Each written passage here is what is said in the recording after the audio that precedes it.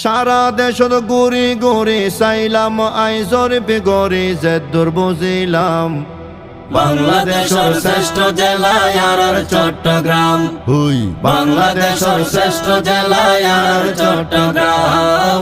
বাংলাদেশের শ্রেষ্ঠ জেলা আর চট্টগ্রাম।